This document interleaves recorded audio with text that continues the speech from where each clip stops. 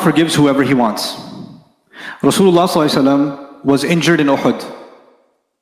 Listen to this carefully, don't forget it. He was injured at what?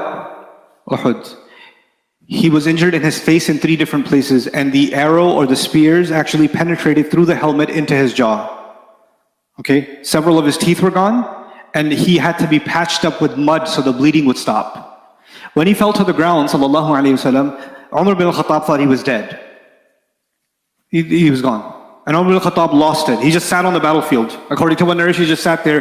What's the point now? Rasul sallallahu alayhi wasallam comes back to consciousness.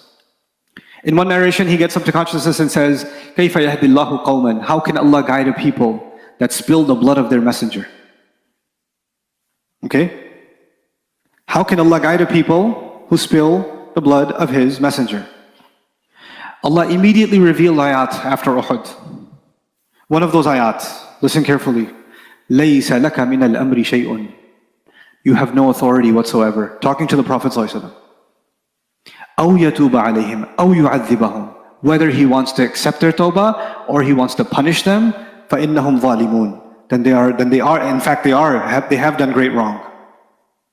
فَلِلَّهِ مَا فِي السَّمَاوَاتِ وَمَا فِي الْأَرْضِ. Allah owns whatever He has, whatever's in the skies, whatever's in the earth. يَغْفِرُ لِمَنْ يَشَاءُ.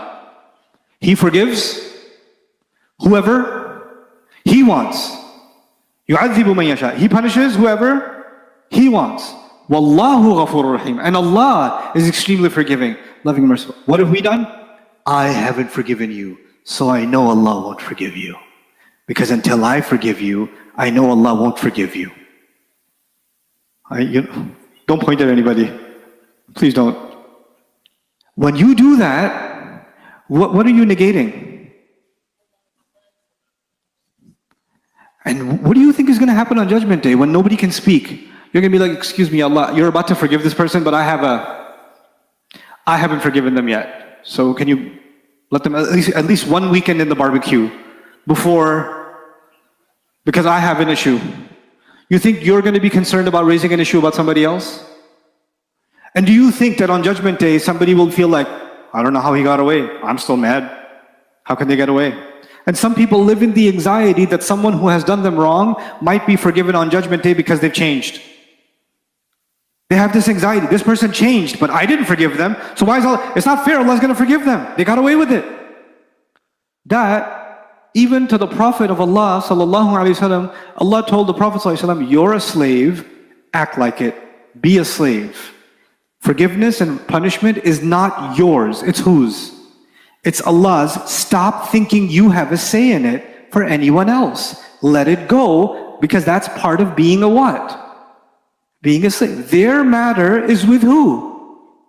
فَأَمْرُهُ إِلَى اللَّهِ. His matter is with Allah. It's not your problem. Because you yourself and I myself are slaves of Allah, and so are they. If they've done wrong to me, firstly, if they've done wrong to me, they've first done wrong to Allah. Because Allah told them not to do wrong to me. So they haven't, before someone commits a crime against me, they've already committed a crime against Allah. And Allah is way more offended than I am. And Allah is way more just than I am. So instead of me thinking, I'm going to teach Allah how justice is going to work on Judgment Day, which by the way, Allah asked this question in the Quran, قُلْ أَتُعَلِّمُونَ اللَّهَ بِدِينِكُمْ. Tell them, are you going to teach Allah your religion? You want to teach Allah how justice should work? This like anxiety of making sure someone pays takes us so far, we start questioning the wisdom and the justice of Allah, and we stop forgetting that we're slaves of Allah, honestly. Honestly, it's scary to me.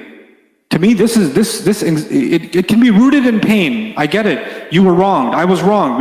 It's rooted in pain. But you cannot allow that pain to turn you into a pharaoh. You cannot allow that pain to project some kind of authority on Judgment Day. That is too far. Don't do it to yourself. That'll destroy you spiritually. It'll just destroy you. Whether Allah forgives them or not, Allah knows their deal better than you and me. I know one thing, Allah will never be unfair to me. Allah even said, يَشْفِي صُدُورَ قَوْمٍ مُؤْمِنِينَ. Allah will heal the hearts of a believing people. Is that enough for me to hear? Allah will heal the hearts? Yeah. You're like, I don't want my heart healed. I like this pain. And I enjoy this. No, some people do. They do. They're addicted to the pain. And they're like, I want to feel the sensation of getting revenge. I'm waiting for that high. I need it. Guess who needs to see someone else suffer? Who has that need? Who's the first one who needs to see someone suffer? Iblis. Where do you think that need comes from to see someone suffer?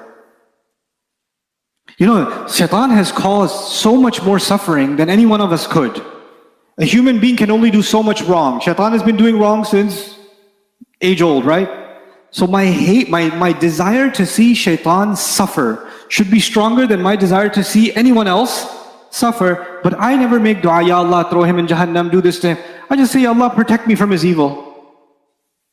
That's it, that's all I say. A'udhu billahi minash shaitanir rajim. Why?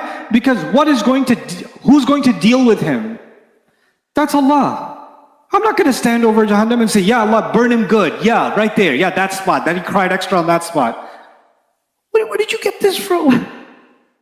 This insatiable thirst for revenge and exacting pain on someone else. You know, justice is, we should want justice. It's a human nature to want justice. But you just have to rely on, first of all, if there's worldly means to seek justice, do it. And if there's no worldly means to seek justice, then amruhu ilallah. Allah is more just than I can ever be.